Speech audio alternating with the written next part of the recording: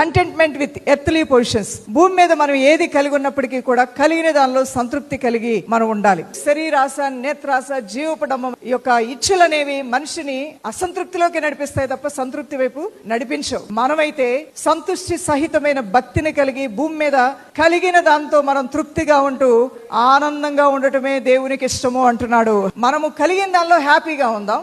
ఇంకా చీమ ఏ విధంగా సమకూర్చుకుంటుందో కష్టకాలానికి కొంత సమకూర్చుకో, కొంత బ్యాంకులో పెట్టుకో, కొంత ఫిక్స్డ్ డిపాజిట్ చేసుకో. నీకు కలిగిన దాన్ని నువ్వు ఆ విధంగా పెట్టుకొని నువ్వు కష్టపడిన డబ్బే నీకు తిరిగి డబ్బుని ఇచ్చే విధంగా నీకున్న అవకాశాలను సద్వినియోగపరచుకో. కాదని ఎవరన్నారు? అలా అన్ని వదిలేసేసి దేవుడా అని కూర్చోమని దేవుడేమి చెప్పట్లేదు. నీకు కలిగిన దాన్ని నువ్వు ఒక దగ్గర ఇన్వెస్ట్ చేసుకుంటావో, దానిలోంచి వచ్చే డబ్బుతో నువ్వు జీవిస్తావో అది నీ ఇష్టం. అది ఏ మాత్రమూ తప్పు కాదు, పాపం కాదు. మన బ్రతుకు ఇంకొకళ్ళ మీద ఆధారపడకుండా మన జీవితం మనం జీవిస్తూ తృప్తిగా మనం బ్రతుకుతూ ముందుకు సాగటానికి మినహాయిస్తే మనం వెళ్ళేటప్పుడు చేతికి పెట్టుకుని ఉంగరం కూడా ఎవరు తీసుకెళ్లేది లేదనమాట.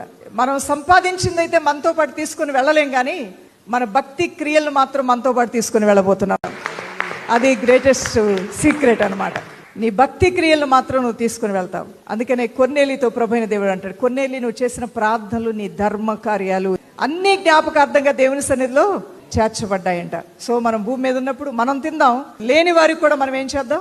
సహాయం చేద్దాం. మనం సంతోషంగా ఉందాం, కష్టంలో ఉన్న వారికి కూడా కొంత చేయూతని ఇద్దాం.